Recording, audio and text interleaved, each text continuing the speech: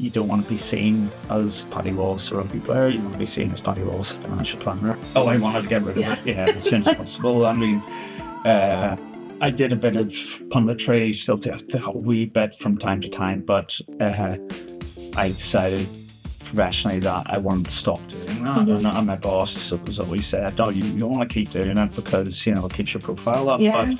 But again, it comes down to time management and what's important to you. So I would at that time, yes, it helped with a bit of surplus income while I was sort of getting my book and my client book up. But at the same time, then you're losing your weekends again. As a sportsman with rugby, you're always away on the weekends, you're away from your family again.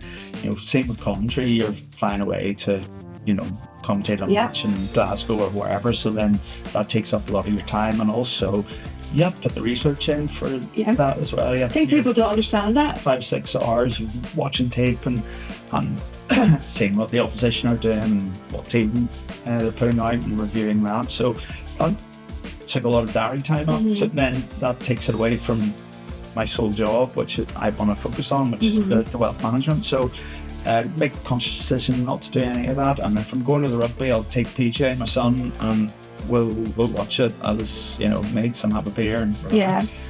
And you can still come home that day. That was a conscious decision that I made, and I'm glad I did it. I realised I had probably a talent for creating the meetings, and then whenever I sat in those meetings at PwC, I probably added little to no value because I had no credibility or knowledge of what their sort of complex needs were.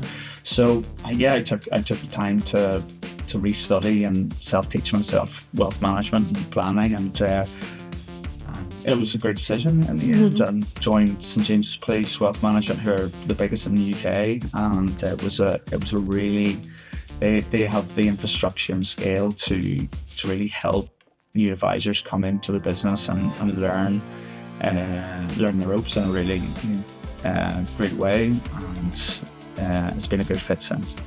Not easy, there is imposter syndrome as well, coming from a completely different background into a new environment, that you're around people that have been doing the job for 15-20 years, and you're vying for work for the same clients. Why would they go with you? You're just new to the on the block, and that initial imposter syndrome at the start is very real. Because you don't want to be seen as Paddy Wallace, a rugby player. You want to be seen as Paddy Wallace, a financial planner. And slowly but surely, I think I'm making that transition now, and I'm very competent and confident with the service that I can provide to clients, and hopefully they've seen the benefit of that as well.